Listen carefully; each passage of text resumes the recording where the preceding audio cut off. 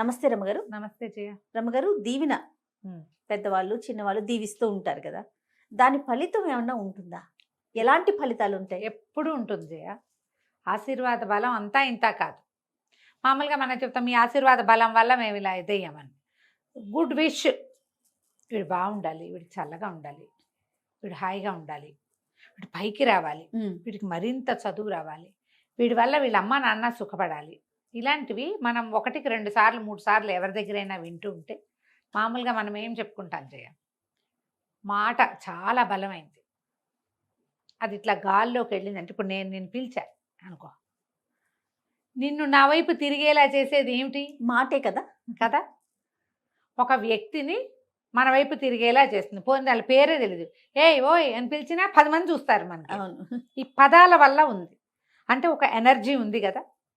మామూలు పిలుపుకే ఎనర్జీ ఉండి అవతల వ్యక్తి మన వైపు ఏమిటండి అనేలాగా చేస్తే, ఒక పాజిటివ్ వైబ్రేషన్స్ ఉన్న వాక్యాలకి బలం ఉండదు మరి ఉంటుంది. ఇందులో మహదాశీర్వచనాలు కొన్ని ఉంటాయి. పెద్దవాళ్ళు, గొప్పవాళ్ళు, స్థితప్రజ్ఞులు, చాలా పండితులు, బాగా వేదశాస్త్రార్థాలు చదువుకున్న వాళ్ళు, వాళ్ళ ఆశీర్వచనం మరింత పనిచేస్తుంది. ఇక అక్కడి నుంచి మన అంత పెద్దవాళ్ళు లేరు, అంత మహానుభావులు దొరకల. పెద్దవాళ్ళు మన ఇంట్లో వాళ్ళకి ఎప్పుడు మనం బాగుపడాలనే ఉంటుంది. అవును, వాళ్ళ వాళ్ళ దీవెని కూడా మంచి ఫలితాన్ని ఇస్తుంది.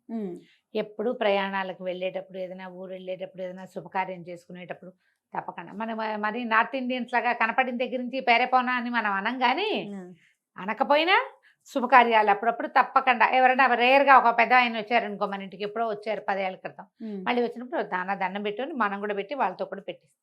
ఈ దీవెన మంచి ఫలితాన్ని ఇస్తుంది. ఈ దీవెన మీద ఒక చందమామ కథ ఉంది చెప్పు. ఈ చందమామ కథలో ఏం చెప్తారంటే, పూర్వం ఒక రాజుగారు ఉండేవారట. మామూలుగా జనరల్ రాజులు అనగానే వీళ్ళకు కొన్ని పద్ధతులు, కొన్ని నమ్మకాలు, కొంత దైవభక్తి ఇలాంటివి ఉంటాయని భావిస్తాం. అవును, వాళ్ళకి లేకపోయినా చుట్టుపక్కల వాళ్ళ వల్ల వాళ్ళకి వచ్చేస్తూ ఉంటాయి. ఈ మన రాజుగారికి అటువంటివి ఏం లేవు, పెద్దగా నచ్చేది కాదు ఆయనకి. పైగా ముహూర్తాలు, మంచి రోజులు అవి చూడడము అవి పెద్ద నచ్చేది కదా. ఆయనకి ఎప్పుడు తోస్తే అప్పుడు లేచిందే పరుగులాగా పోతూ ఉండేవాడు.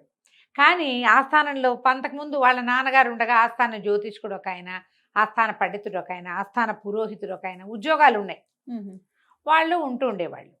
ఈ ఆస్థాన పురోహితుడు ఈయనకి చిన్నప్పటి నుంచి ఫ్రెండ్షిప్ ఉంది. ఆయన ఎక్కడికైనా వెళ్ళేటప్పుడు తీసుకెళ్లే గుంపులో పురోహితుడిని కూడా తీసుకుపోయేవాడు, అదే జ్యోతిష్యుడిని కూడా తీసుకుపోయేవాడు. కానీ అతని మాట ఏది వినేవాడు కాదు. శకునం బాగులేదు వద్దంటే, నువ్వు అట్లా అన్నా కాబట్టి నేను ఇప్పుడే వెళ్తా, అట్లా మొండికెత్తేవాడు. నమ్మకాలు లేవు. అయితే ఒకసారి శాస్త్రి, ఆ జ్యోతిష్యుడి పేరు, ఆ శాస్త్రుల గారిని కూడా వేసుకుని వీళ్ళు ఒక చోటకి పోయారు. ఒక అడవిలోకి వెళ్ళారు, ఒక వేట లాంటిది.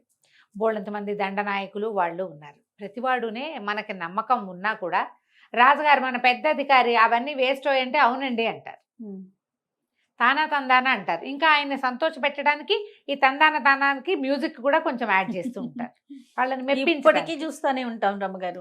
ఒకవేళ మన పైన ఉన్న వాళ్ళు ఏదైనా తప్పు చెప్పినా కాదు అని చెప్పారు రమ్మగారు. దానివల్ల నష్టం మనకే నష్టం, ఉన్న వాళ్ళకి నష్టం అని ఆలోచించరు. ఆయన తానాగా తందన మ్యూజిక్ కూడా యాడ్ చేస్తారు.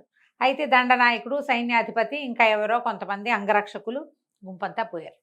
ఈ శాస్త్రి గారు కూడా వాళ్ళతో పాటు ఉన్నాడు. అంటే ఏదో ఆ మాట ఈ మాట మాట్లాడుతుంటే శాస్త్రాలు వాటి గురించి వచ్చి ప్రతి దానికి, ప్రతి విషయానికి ఒక ఖచ్చితమైన వివరణ ఉంది శాస్త్రంలో. శకునాలు, అవి శకునం ఎదురొచ్చిన మనిషి గురించి, వాళ్ళు వచ్చిన లక్షణాన్ని బట్టి కుడి నుంచి వచ్చారా, ఎడం నుంచి వచ్చారా, బిందె తీసుకొచ్చే మనిషి బిందె నిండుగా నీళ్లు ఉండాలా, నీళ్లు లేకుండా ఉండాలా, ఇట్లాంటి వాటి గురించి ఏవో 4 వాక్యాలు ఆయన చెప్పాడు. వీళ్ళంతా వేళాకోళం చేస్తున్నారు, ఊరుకున్నారు. ఊరుకుంటే ఇంతలో ఏమైంది, ఒక పక్షి కుయ్ కుయ్ కుయ్ అని కూస్తూ ఈయన పక్క నుంచి పరిగెత్తుకుంటూ వెళ్ళింది. ఈయన ఆ పక్షికేసి అట్లా చూస్తున్నాడు అనమాట. చూస్తుంటే ఆయన మొహంలో ఒక ఎక్స్ప్రెషన్ కనపడింది వాళ్ళకి, ఒక అయ్యో లాంటి భావన. సరిగ్గా ఆ పక్షి అది ఏ పక్క నుంచి వచ్చిందో ఆ పక్షి వెనక నుంచి ఒక అతను నడుచుకుంటూ వస్తున్నాడు. అది ఇట్లా ఒకవైపు నుంచి వస్తుంది మన వైపుకి, వీళ్ళ పక్కకి వెళ్ళిపోయింది. ఆ పక్షి వచ్చిన దారిలోంచి ఒక మనిషి గడ్డి మోపు పెట్టుకుని వస్తున్నాడు. వాడు ఒక మలుపు తిరిగి రావాలన్నమాట. ఏం చెప్తోందో ఈ పక్షి అని వీళ్ళంతా వేళాకోళంగా అడిగారు. ఏదో లేండి చెప్తే మీకు నచ్చదు కదా అన్నాడు. కాదు చెప్పు. అనేసరికల్లా నా వెనకాల వస్తున్న వాడికి చావు మూడిందని చెప్తుంది. అనేసరికల్లా అందరూ చూశారు, ఎవరు వస్తున్నారని చూస్తే ఈయన దృష్టి ముందే పడిపోయింది వెనకాల వచ్చే మనిషి. వాడు ఒక పెద్ద గడ్డి మోపుని పట్టుకుని ఉన్నాడు, నెత్తి మీద గడ్డి మోపుని. వాడు ఆ మలుపు అంతా తిరిగి ఇటు వచ్చేసి వస్తున్నాడు, ఇంకా దూరంలోనే ఉన్నాడు. ఆశ్చర్యపోయారు, ఏమిటి వీడు చచ్చిపోతాడా, బాగానే ఉన్నాడే హట్టాకట్టాగా, గడ్డి మోపు బాగానే మోసుకుంటున్నాడు, చూద్దాం అనుకున్నాడు. పక్కపక్క నవ్వారు కొంతమంది. ఎట్టపోతాడు ఇట్లాంటి వాడు, ఆ రోజుల్లో మనలాగా హార్ట్ అటాక్లు వచ్చే రోజులు కావు. అదేలేండి, ఒకటి ప్రమాదం జరగాలి, లేదా మీద పడాలి, లేదా ఆరోగ్య సమస్య రావాలి. వీడికి ఆరోగ్యము లేదు, ఆరోగ్య సమస్య వచ్చే అవకాశం లేదు. మనిషి చూస్తే దృఢంగా ఉన్నాడు, కొంచెం నడి వయసు వాడు, 50 ఏళ్ళు కూడా లేవు వాడికి. బాగా నవ్వుకున్నారు, బాగానే నడిచేస్తున్నాడని. అక్కడి నుంచి గుర్రాలు వేసుకుని ముందుకు నడిచి బాగా కిందకి వెళ్ళారు వీళ్ళు. వాళ్ళ వెనకాల నుంచి ఆ మనిషి కూడా నడుచుకుంటూ వచ్చాడు.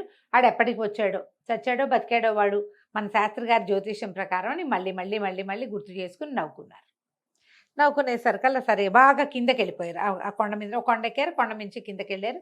ఏదో కనుమల్లో చిన్న పొన్న వేటాడారు. ఆ కనుమలకి దగ్గరలో ఒక చిన్న పల్లె ఉంది. ఈ పైకి వెళ్ళి గడ్డి కోసుకొస్తున్న వాడు సాయంకాలానికి, అంటే దాదాపుగా వీళ్ళు వాడిని చూసిన 2-3 గంటలకి వీళ్ళున్న ప్రాంతానికి వచ్చాడు. వాడు వెనకాల ఏవో 4 మేకలు అవి ఉన్నాయి. ఎదురొచ్చాడు. వచ్చేసరికల్లా వీళ్ళకి దండనాయకుల్లో ఒకడు గుర్తుపెట్టాడు. ప్రభు, మనం పొద్దున్న చూసిన వాడేనండి, శాస్త్రి గారు చచ్చిపోతాడని జ్యోతిష్యం చెప్పాడు కదా, వాడు వీడేనండి అన్నాడు. అనగానే రాజు అన్నాడు, ఏమిటో శాస్త్రి, నేను ఎప్పుడు నిన్ను డైరెక్ట్గా ఇలా అటాక్ చేయలేదు, కానీ ఇప్పుడు చూడు, నువ్వు పొద్దున్న చెప్పావు, ఆ పక్షి చెప్పింది అన్నావు, వీడు చచ్చిపోతాడన్నావు, అది నిజం అన్నావు.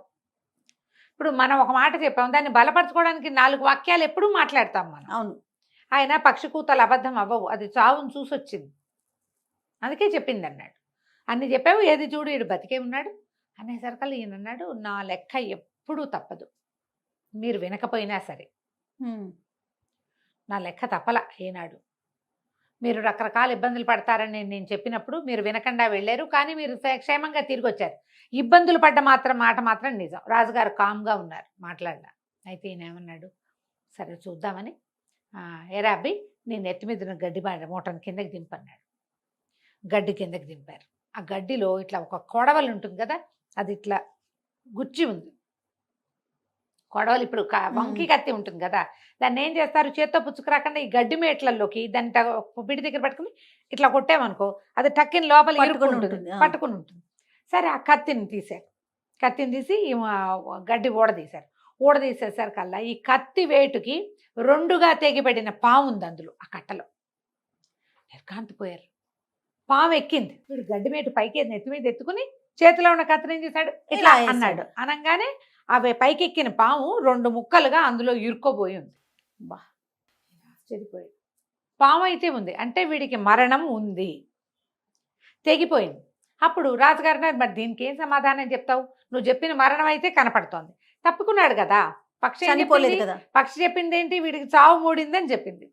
చావు అయితే వచ్చింది దగ్గరికి, కానీ మూడల ఎట్లా పోయింది, ఇది పోయింది అనేసరికి ఇది అన్నాడు. బాగా ఆలోచించి, ఒరే అబ్బాయి, ఏదైనా అద్భుతమైన పని చేసేవా నువ్వు ఇవాళ, వీడు ఏదైనా ఒక వరం పొంది ఉండాలి, ఏదైనా అద్భుతమైన పని చేసి ఉండాలి, ఏం చేసావు అన్నాడు.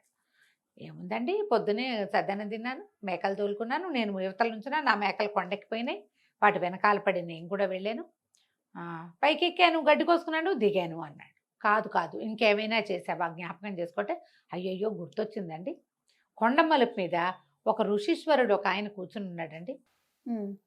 ఆయన మూలకి కూర్చున్నాడు. నేను ఒక మేకపిల్ల అటు పోయిందని దాన్ని కేకేయటానికి మీ దగ్గరికి వెళ్ళేసరికల్లా ఇంత జపం చేసుకుంటున్నాడు. నేను దండాలు బాబు అని దండం పెట్టాను. ఆయన పచ్చగా 10 కాలాల పాటు బతకరా అన్నాడండి. దీవెన ఫలించింది. వాడు ఆయనకి దండం పెట్టి, ఆయన ఋషీశ్వరుడు, కళ్ళు మూసుకుని తపస్సు చేసుకునే ఆయన. ఇప్పుడు నువ్వు నాకు ఒకటి ఇచ్చి నేను నీకు ఒకటి ఇస్తే బార్టర్ సిస్టమ్, నువ్వేమీ ఇవ్వకుండానే నేను నీకు ఇచ్చింది వరం కాదు, 100% కదా. ఇప్పుడు అది ఎక్కడైనా లభిస్తుందా, మనకి తక్కువ లభిస్తుంది. అవునండి. ఏది ఆశించకుండా ఇచ్చే దీవెన అద్భుతమైన ఫలితాన్ని ఇస్తుంది. పచ్చగా 10 కాలాల పాటు బతకరా అన్నాడు ఆయన. అందుకని ఆ ఎక్కిన పావుని ఇతని కత్తే తెగొట్టేసి, దీవెనకి ఇలాంటి ఫలితం ఉంటుంది. వాడికి మృత్యు ఉంది, పొద్దున వాడు చేసిన ఒక్క నమస్కారం దండాలు బాబు అన్న మాట వాడిని ఇక్కడ కాపాడింది. బా ఆయన ఎవడో కూర్చున్నాడు, నాకెందుకని వీడు వచ్చేస్తే వాడికి దీవెన లభించేది కాదు, మూడిన చావు వాడి నెత్తి మీద ఎక్కింది. రాజు ఆశ్చర్యపోయాడు, ఇంత ఉంటుందా, ఇలా తెలుస్తుందా, అంటే దీవెనకి ఇంత ఫలితం ఉంటుందా. ఎప్పుడైనా ఈయన ఎక్కడికైనా బయలుదేరేటప్పుడు పెద్దవాళ్ళ దీవెన తీసుకోండి అంటే, ఎందుకు దీవెన లేకపోతే మన పని అవదా అనిపించేది ఆయనకి. అన్నిటికీ అపనమ్మకమే. ఆ తర్వాత నుంచి రాజుగారిలో చాలా మార్పు వచ్చింది. ఎక్కువ మూఢనమ్మకాలకి పోకపోయినా కూడా శాస్త్రాన్ని నమ్మటం మొదలుపెట్టాడు. ఈ శాస్త్రి గారిని ప్రధాన సలహాదారుగా కూడా ఉంచుకున్నాడు. ఆస్థాన జ్యోతిష్కుడు అనే పేరే కాకుండా మంచి చెడు సలహా ఏం చెయ్యాలి అనేది చెప్పడానికి ఆయన నియమించుకున్నాడు. కథ కంచికి మనమేంటి. సూపర్ స్టోరీ రమ్మగారు. నమస్తే. నమస్తే. సుమన్ టీవీలో మీ పర్సనల్ అండ్ బిజినెస్ ప్రమోషన్స్ కోసం కింది నెంబర్కి కాంటాక్ట్ చేయండి.